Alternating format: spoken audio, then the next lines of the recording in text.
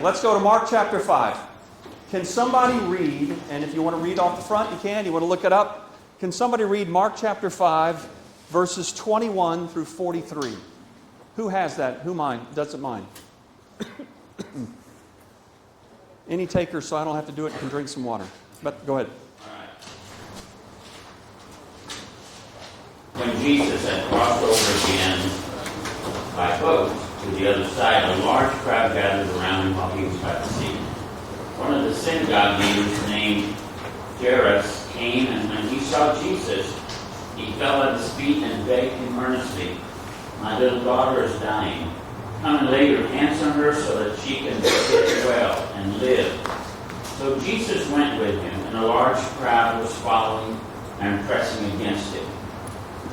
Now a woman suffering from bleeding for 12 years had endured much under many doctors. She had spent everything she had and was not helped at all. On the contrary, she became worse. Having heard about Jesus, she came up behind him in the crowd and touched his clothing. For she said, "If I just touch his clothes, I'll be made well." Instantly her flow of blood ceased, and she sensed in her body that she was healed of her affliction. Immediately Jesus realized that power had gone out from him. He turned around in the crowd and said, "Who touched my clothes?" His disciples said to him, "You see the crowd pressing against you, and yet you say, 'Who touched me?'" But he was looking around to see who had done this. The woman, with fear and trembling, knowing what had happened to her, came and fell down before him and told him the whole truth. "Daughter," he said to her, "your faith has saved you. Go in peace and be healed from your affliction." While he was still speaking, people came from the synagogue leader's house and said, "Your daughter is dead. Why bother the teacher anymore?" When Jesus overheard what was said, he told the synagogue leader, "Don't be afraid, only believe." He did not let anyone accompany him except Peter, James, and John, James' brother. They came to the leader's house, and he saw a commotion, people weeping and wailing loudly. He went in and said to them, "Why are you making a commotion and weeping? The child is not dead, but asleep." They laughed at him, but he pulled them all outside. He took the child's father's mother and those who were with him and entered the place where the child was. Then he took the child by the hand and said to her, "Talitha koum," which is translated, "Little girl, I say to you, get up." Immediately the girl got up and began to walk. She was 12 years old. At this, they were utterly astounded. Then he gave them strict orders that no one should know about this and told them to give her something to eat. Thank you. Before you open it, a couple questions. But first, we've been studying the book of Mark. Today we're in chapter 5. Here it starts with, if you remember last week, we talked about Christ healing and casting out the demons. And here the story starts with them going from, if you remember, they were on the left side, the west side of the Sea of Galilee. They went to the east side, and here it starts with them going back to the other side. We've been studying the book of Mark as it's the life of Christ written down. And because it's written down, we come across, and we've been doing this sequentially every week, we come against things that challenge us, things that make us think, things that we have to face and we have to deal with. Not just lessons, but experiences, but things that challenge our way of doing things, our way of thinking as we walk out of this room. And that's why I do like doing this little by little, bit by bit, because every week is totally different. I can't skip over something. I have to be faced with it. So before we start, and before we open this up, and you hear what I have to say, I'm first curious. As you read this story, and it's really not one story, but what? Two stories, right? It's kind of a sandwich. There's one story of Jairus, and there's another story of the woman, and they're both interlocked and interweaved as we see this. But I'm curious from your perspective, having read this, what do you think this story is about? Why is it here? If it's written here as we've walked through the Gospel of Mark for our knowledge, our understanding, for us to be challenged with it. Why is this story here, do you think? What does it tell us? What do you think? Okay. Power. Faith. Okay. Who else? 2 healings. So, power, right? What else?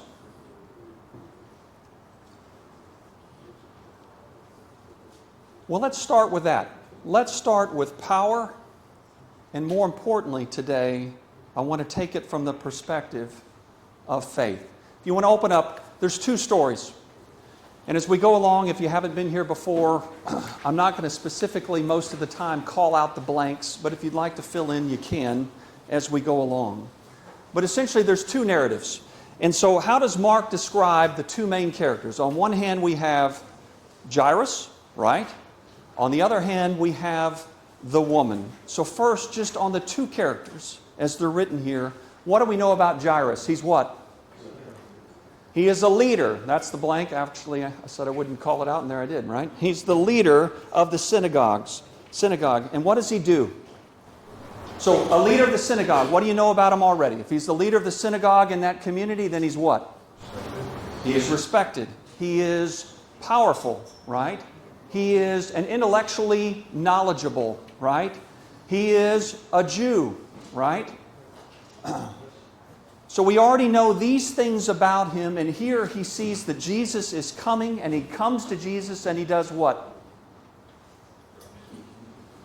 It says he kneels, right? And he begs for Jesus to do what to his daughter? Heal. And what do we know about his daughter, just in this brief glimpse at the beginning of this as we're reading it? Is she doing fine, but she got sick? She's dying. So there is a what? An immediacy to it. Time is short, right? So Jairus is coming, and just for a minute, I want you to imagine your Jairus. Yes, a respected leader. Yes, everything we just talked about. But when you're coming to Jesus, what are you thinking? What do you imagine that he's thinking?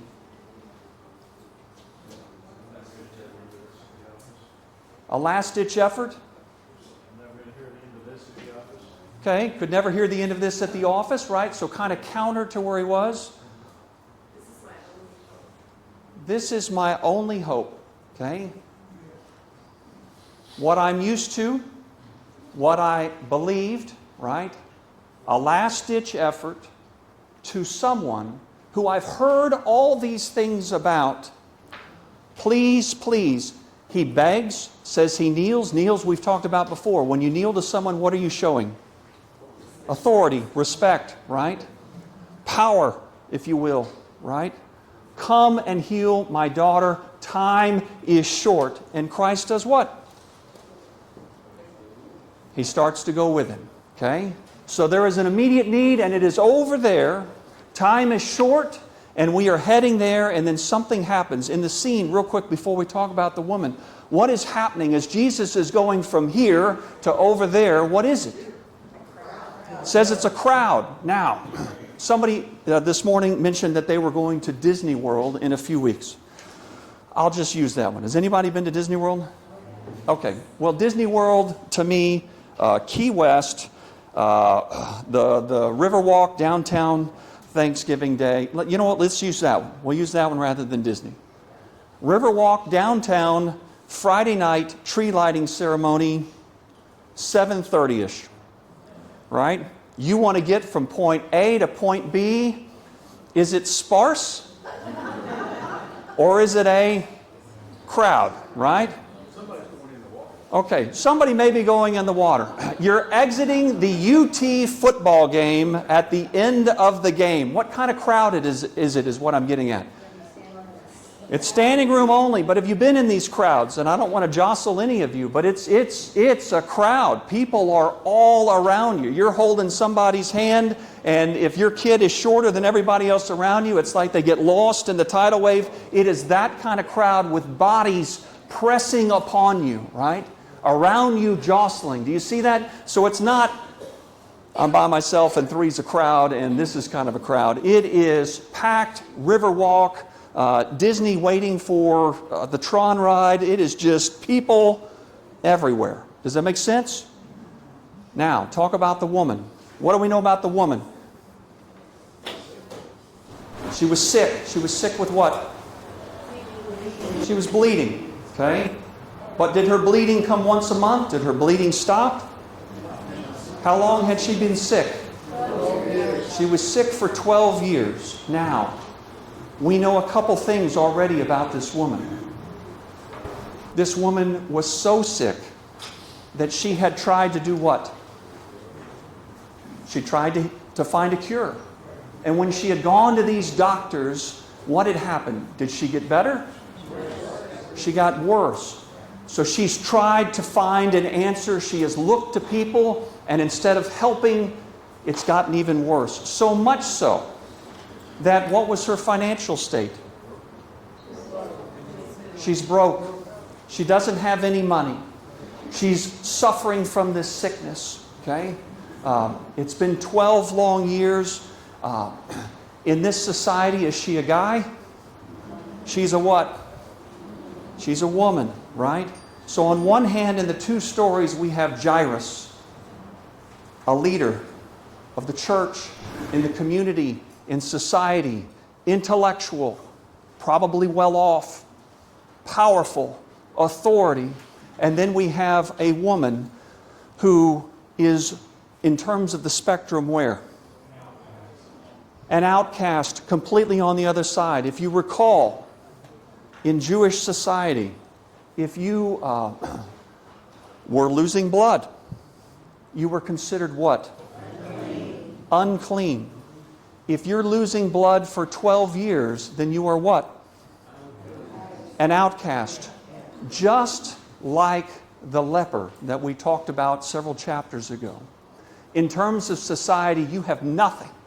If you're unclean and an outcast, that means you can't participate in the synagogue. It means that you can't participate in community. It means that you are on the outs, and she comes to Jesus, and what does she want?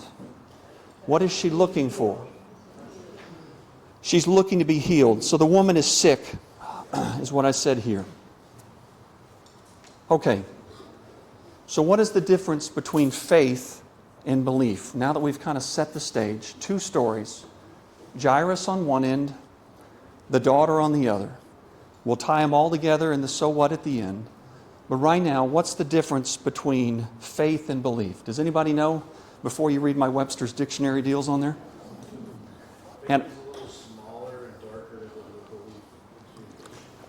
yeah, so if you're using PowerPoint to draw circles on the left. So, belief, and I'll read the definition to you. Belief is an intellectual acceptance of something, seen or unseen. I'm an engineer. It's something that you take as a given, okay? And so on the left-hand side, I drew you a big circle that says belief. Is faith belief? Because we often use them interchangeably.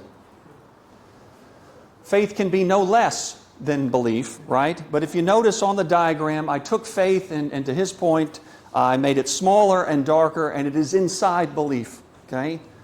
So faith, right, is belief in something that is unseen, okay? And faith, by its very nature, and English does a bad job of it to some degree, faith connotates action, okay? That's the diagram on the left. Those are the definitions. So, to say that I believe something may be true, right? But if I have faith in something, it's that I believe in it so much that it's not just this intellectual thing, but it's something now that I've taken down into myself, so much so that I trust it and I can act out based on that. Okay? I'm going to give you a bunch of illustrations in a moment, but it is important. So I want to talk about the story of the woman. Okay? What can we learn from her faith? Any ideas before I start? I put 4. What can you learn from her faith? A destitute woman, sick, hurting, in pain, an outcast that comes into the crowd, and what does she do? She comes up and she touches his cloak. Okay? So the very first thing I put in there is she conquered her pride. And of course, on all four of these, the question at the end, even though I don't write it, is how does this apply to me? Right? So in conquering her pride, what is she doing? She is an outcast from society, and yet where do we in the story see her? In the middle, somebody said it, in the middle of the crowd, right? They're all going to know who she is. So she has conquered. She's at the, how would you describe her state of mind at the moment? Somebody mentioned it in regards to Jairus, but very much so for the woman that's here. She's at the end of her, what would you say? She's at the end of her rope, right? She's tried the doctors. They didn't help. I'm sure she's prayed. I'm sure she's tried to do all the right things, right? You can imagine in this woman, and nothing has helped. She's an outcast. She's hurt. She's come to the end of herself. So much so that I will do absolutely what? Anything, right? So she conquered her pride. She was at the end of her rope. She was unclean in the crowd. She saw Jesus as her only salvation. She was admitting that she was weak and helpless. In her own power, she could do nothing. She was empty. And so we see here in her faith, her coming to touch Jesus' cloak, she is at the end of herself. Could she solve it on her own? No. Could she solve it with your help and your help and your help and a doctor and da-da-da? No, right? She came to herself and she was empty. As we think about this, even though I don't write it on every single one of these, when it comes to faith, we're talking about Christ today, but in anything, right? We have to conquer ourselves. We have to come to the part to where I am weak and helpless.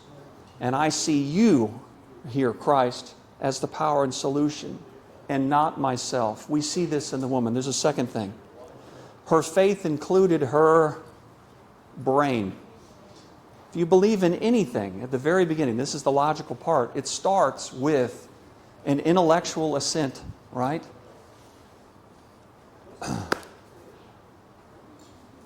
The universe is expanding, okay? I can't prove that to you, but I believe that to be true. Why do I believe that to be true? Well, because I'm an engineer, sure. And thank you. And I had to take all those classes, right? And the blue shift and the red shift, right? And we have microscopes. In other words, it's things that we can see to some degree, well, to a large degree. So I believe the universe is expanding. I believe that if a tree falls in a forest, it does make a sound. Even though I've never been there, I believe that to happen. Why? Because my experience is whenever I chop a tree down, what does it do? It makes a sound, right? Faith is not independent of your brain. Your faith moves in tandem with what you believe. And so therefore, in life, right? What are you studying? What do you think? Your faith, you can't have faith that will lead to action if I don't first have some intellectual knowledge or belief. And here you see this in the woman. She's here in this place. It says when she reached out and touched his cloak. Why did she do that? Because she thought what? Okay, well, I'll get to that, right? Because she thought something, because she had heard what? That he can heal. So much so that she would travel to this place. In other words, it starts with your brain.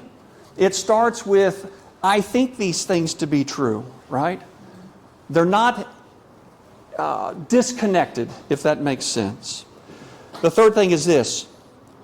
It wasn't the great depth of her faith, but rather who she trusted in. We have been talking for a quarter about the theological implications of these passages as we go through them. That's super fun to me. It's super fun, maybe not for you, but it's super fun to think about how this applies and what it means. In this example for this woman, what did she come and do? She thought if she did what? Just touch his cloak. Does she have a lot of information other than the fact that he does these healings? Does she have a lot of theological thought into who he is and the Messiah? Does she have this great understanding? Has she been to seminary? No. She thinks if she just touches it. My point is, it's not the depth, right, of her understanding. It's not the depth of her knowledge. It's not quantity, right, of what it is. You hear many times, it doesn't matter what you believe in as long as you do what? You believe it with all of your heart, soul, and mind. You know what? We lost today because you weren't believing enough, right? Do you see it? As if the idea that if I want it, if I think about it, if I believe it, just with all my heart, with all my soul, and all my might, if I do all that, then maybe, just maybe, right? And here, my point is, she doesn't know anything. Except what?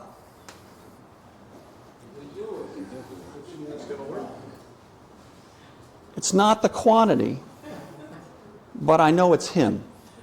Right? Okay? That's very important. It wasn't how much her faith, but rather what she had faith in. Okay?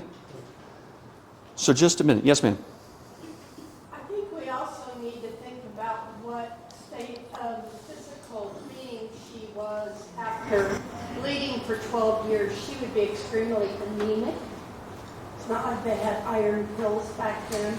So for her to even have the energy to get out of bed and fight the crowds to get to Jesus is another layer of proof of her faith and what it helped her do.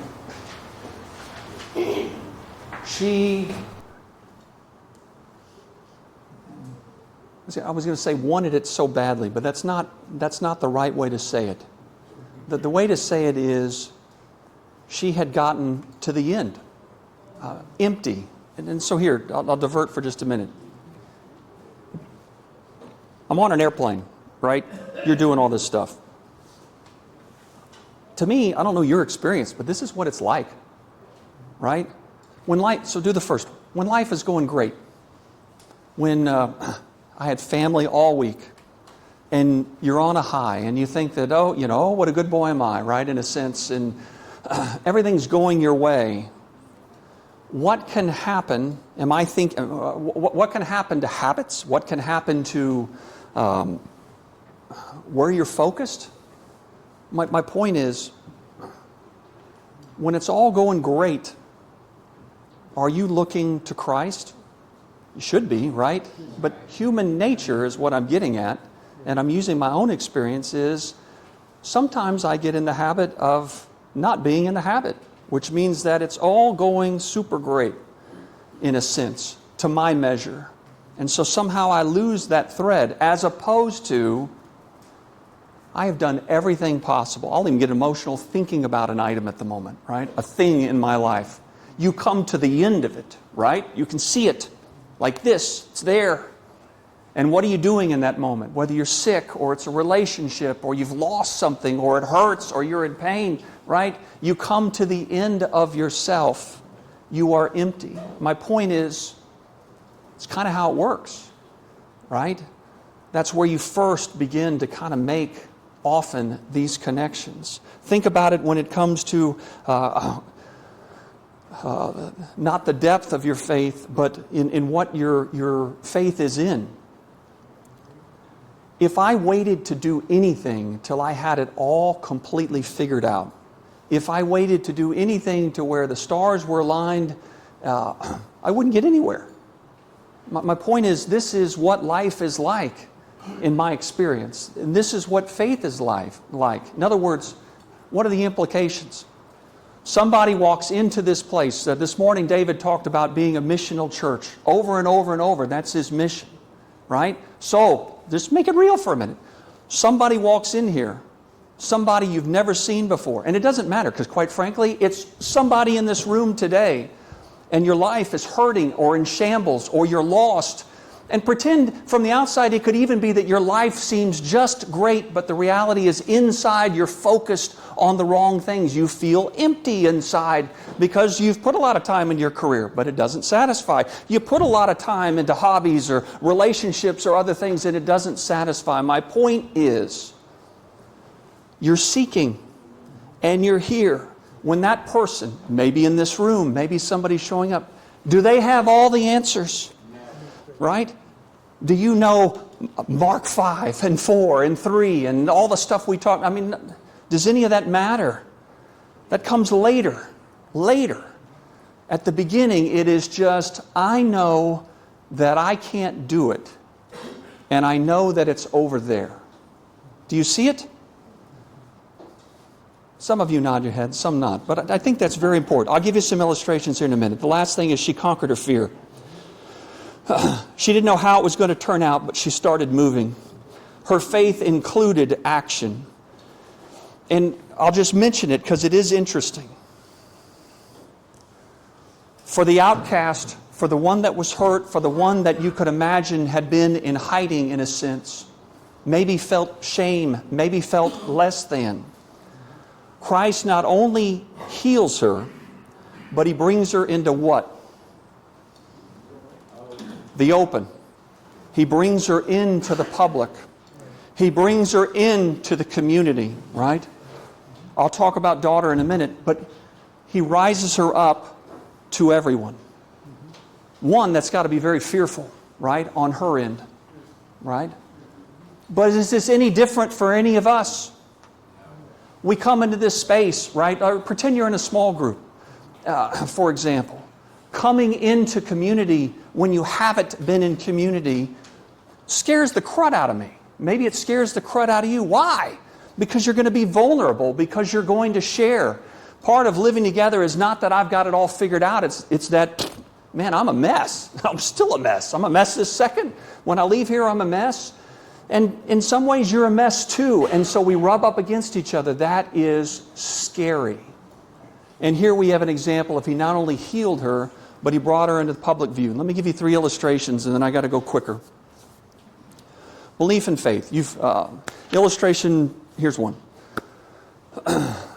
You walk into the building, okay, or here, we're sitting right here, and somebody walks in right now and says the building's on fire, okay?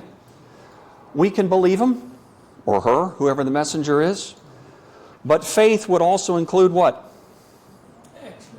Right? I'm going to get up and I'm going to leave. Okay? Now, pretend we're all upstairs. Okay? We're all upstairs and there's a fire. So that's the first part of the illustration. Here's the second part. The fire is so great that the flames are coming this way and we are all stuck at that window because there's no covered canopy on some of it.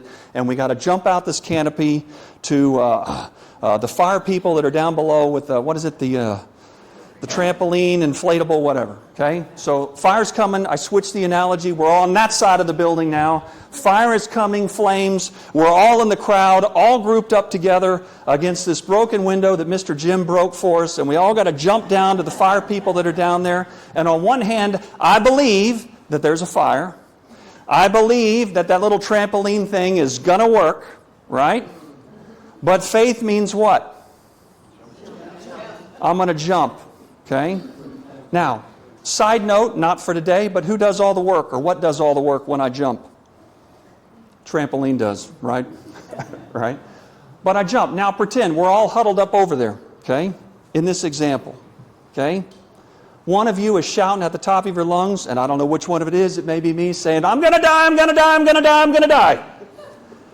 But I jump, okay?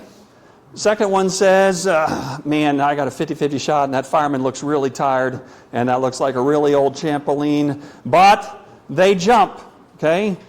And then Mina walks right up and Mina just jumps right away, right? 3 different ways of approaching jumping out of this window when the flames are going to come. Mina happened to work for the fire department. She's very aware of how they're trained, and the trampoline, she had a depth of knowledge about how this all works so much. Did that help save her any more than me jumping out the window saying, I'm going to die, I'm going to die, I'm going to die? No, both saved, right? Just some examples here. I'll give you another one. Kevin DeYoung uses the example of Lake Michigan and trusting the ice, right? To walk out onto the ice. One thing is belief. I can believe that I can walk on 6 inches of solid ice and I'm not going to fall. Faith is what? Walking out onto the ice. Just like the trampoline, what's supporting the person? The ice, right? So the person is just doing the walking. The ice is doing the holding. I don't know if those help. I got 15 minutes. We're going to go quick. Okay, what can we learn from Jesus' delay in heading to Jairus' house? So look, one of the interesting things about this is this. Jairus comes and says, my daughter is dying, and when is she dying? She's dying right now. You got to come, okay? Some of you, right, work as nurses, doctors, in triage centers, right? When there's an emergency, you got to do what? You got to go, right? Jesus knows this. And yet, as he's walking through the crowd to go to Jairus' house, the woman comes with a problem, and how long has she had it? 12 years. If you're a doctor and one guy comes in and he's shot, and I show up and I've got a rash on my arm, which guy are you going to treat first? The guy that was shot, right?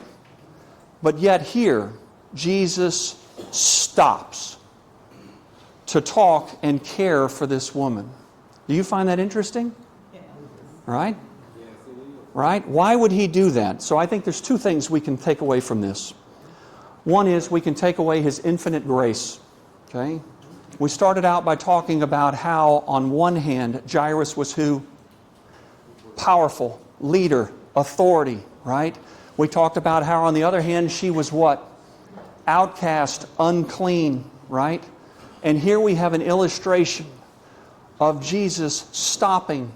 On one hand, you have the guy that you could say is the ultimate insider. And everything we've talked about the last few chapters in Mark is about this delineation between those that are in and those that are out. So from our view, we say, well, hey, the leader, right?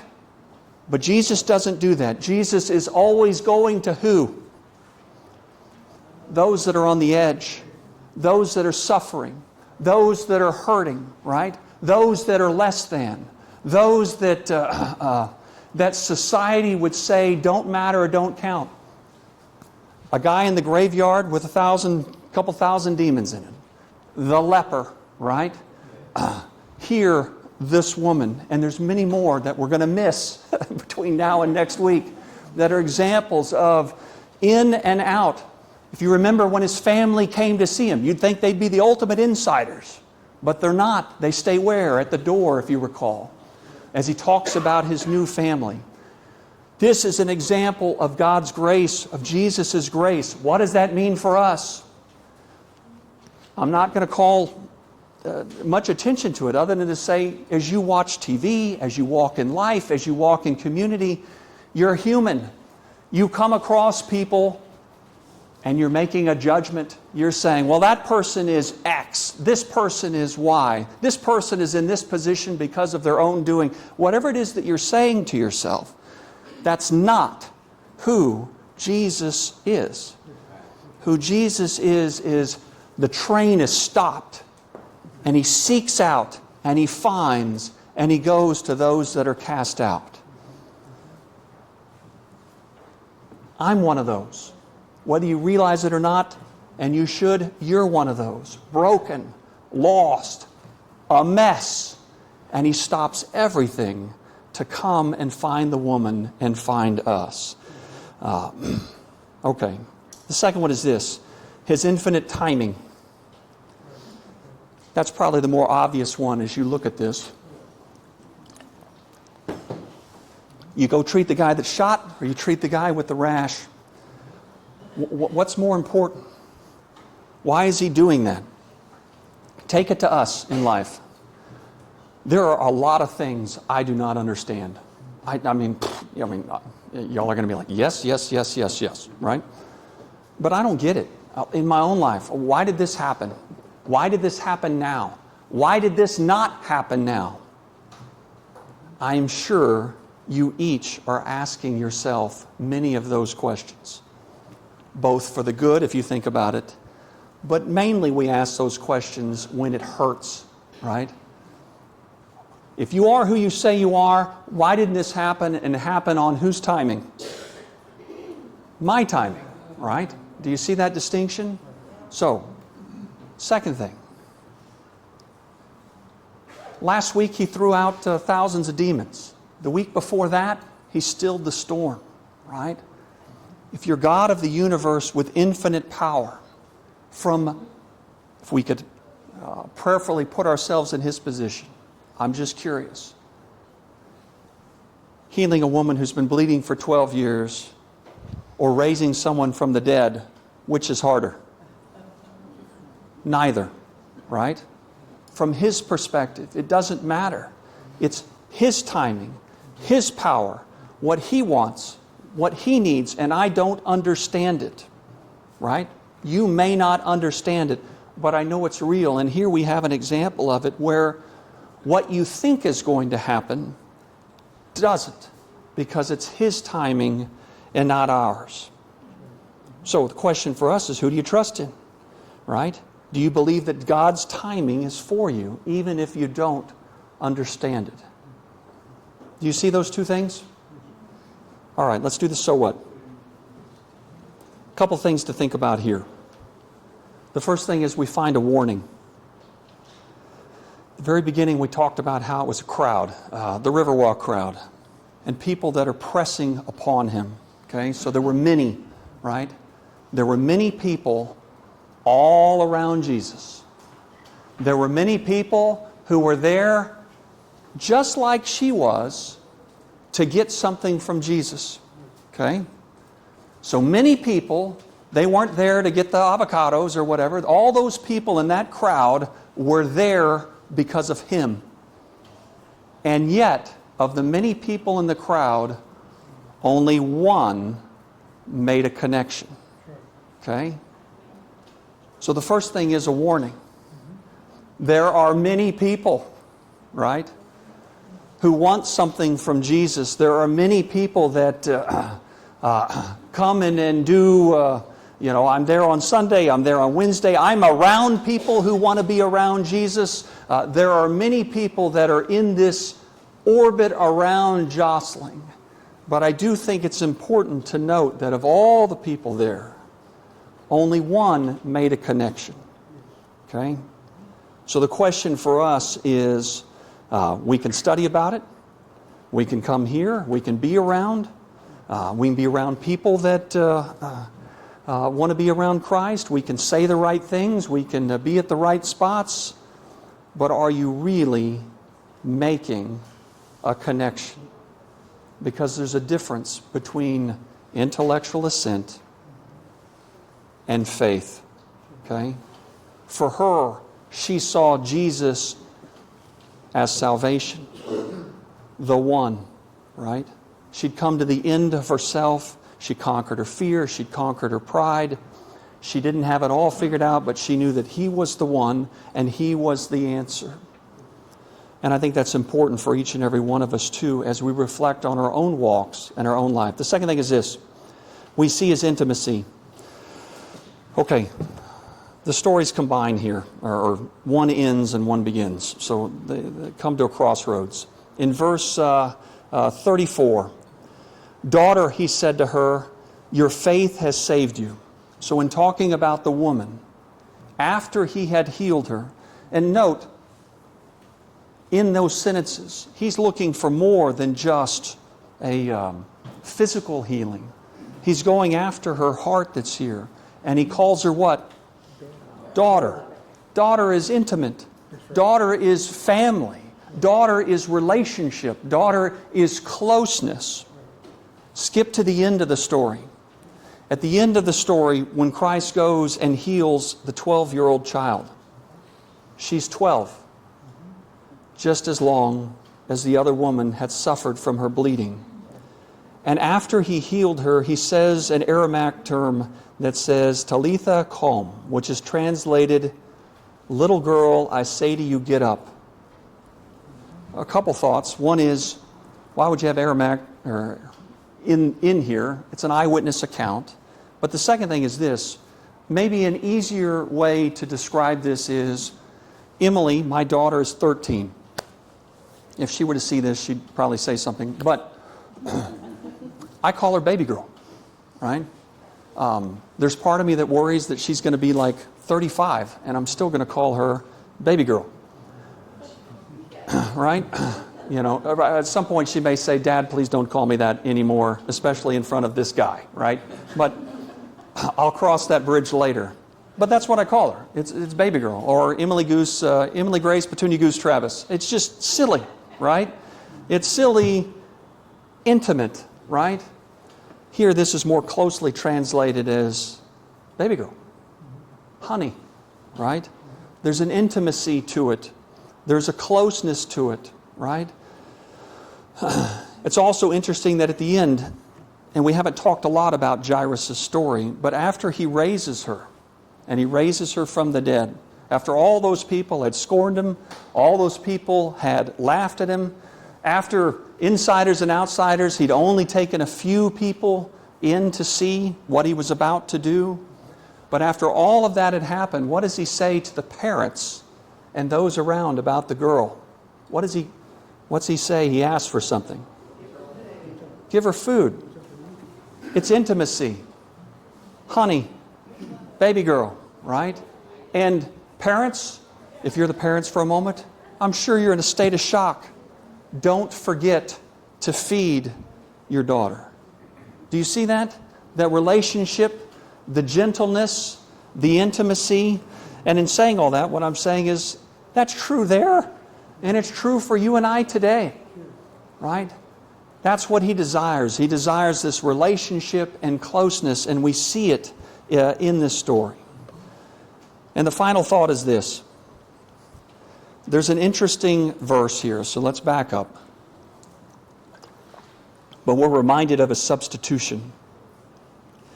It is verse 30. At once Jesus realized in himself that power had gone out of him. He turned around in the crowd and said, "Who touched my clothes?" And then here you get a snotty reply. Verse 31, his disciples said to him, "You see the crowd pressing against you, and yet you say, 'Who touched me?'" Can you imagine you're at the Riverwalk? Who's touching you? Rita, I didn't touch everybody today. You said you touched everybody. Everybody's touching you, right? When you're in the crowd in there, no, I don't know who did. The guy in the red shirt, the gal in the, you don't know. You don't know who touched you at all. And yet, in that moment, he felt something. Why? What do you think? Well, I mean, a few chapters, I keep repeating it, but I mean, last chapter, he cast out demons, sent them in pigs, and sent them into the sea. The chapter before that, when they were crossing across the Sea of Galilee, he didn't pull out a magic wand. He didn't, say, "Give me a minute, let me do stretches and figure all this out." He just said, "Shut up and shut up," right? To the storm, to quell the storm. He's got power over the storm. He's got power over demons. He's got all these healings, and you don't have any notice, right, or recollection or reading that his power was gone, right? It's kind of like when you imagine, forget that analogy, right? So it wasn't intentional. Okay, what else?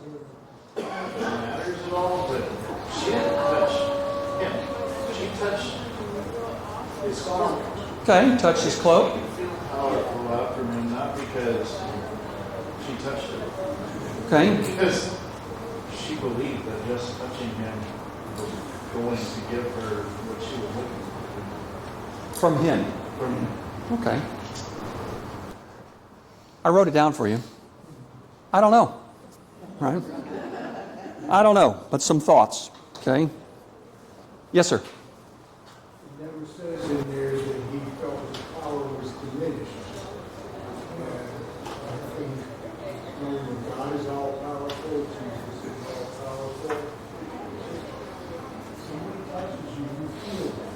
that you're draining anything from you. That you are happy to give to somebody whose faith is that strong. So the clarification you're making, it says the power had gone out from him, right? In other words, given as opposed to diminished. So the reality is this. I don't know, but let me give you some things to chew on. In the Old Testament, could you look on the face of God? Okay.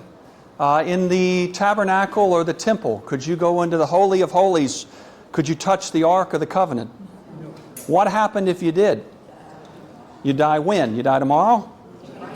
You die instantly, right? Elijah, hide me in the cleft of the rock. Moses, let your power pass before me, right? And you could see the back. In other words, there's something about coming into the presence of God, right? Powerful. Here Christ is a man, deity in human form that's here. But there's a second thing just to think about for a moment.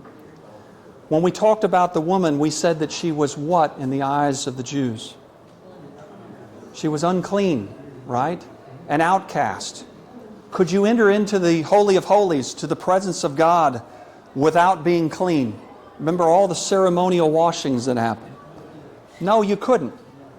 So the answer is, I don't know. But isn't it interesting that someone that was unclean, he could feel his power leaving him? The way I'm saying it is, it cost him something, right? There's something that he had to do. Where am I going with this? It's the same as the woman, as it is for me, as it is for each and every one of you, because the reality is we are all unclean.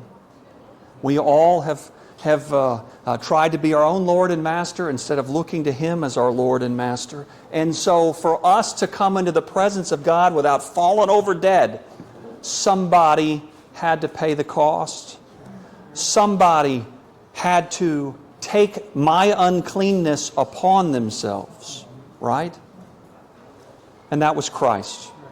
And so all of Mark in these stories is all marching towards what we're going to talk about next quarter, which is the cross.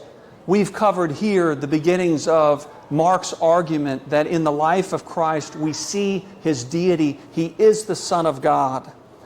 But He's the Son of God where not the way that they thought. Not in power. The way to power is going down, not going up. The way to power is kneeling instead of glory, right? The way to power is not in what people do on their own, but rather in self-sacrifice. And so here we see, and I'm curious, but I wonder if part of what He feels, and I'm curious, is an example for us of the substitution of what it's going to cost Him to take on our uncleanness. And we know the rest of the story. We know that He does go to the cross, that He does take our burden, so that we can come clean in the presence of God. Something to think about as we leave here today. Let's say a prayer. Heavenly Father, thank You for this day. Thank You for this group of people. Thank You for this week. This is an unexpected week for me, and I get emotional, but so much fun and closeness and intimacy with family. Father, pray that as we leave here that I might reflect on my faith, that I might reflect on my pride, that I might reflect on my fear, that I might reflect on, do I think that I got to have it all just right? Or rather, is it just moving towards You over and over and over in good times and in bad? Father, I'm so grateful for Your grace. I'm so grateful for Your timing, even though I don't understand it all the time or often. But Father, I'm so grateful for You and the gift of Your Son. So thankful for what You have done so that I can come into the presence of You. Father, so grateful for all You do in my life and in the people here. Father, pray that You'd encourage and strengthen us. Help us as we walk with You. We pray this in Your Son's holy name. Amen.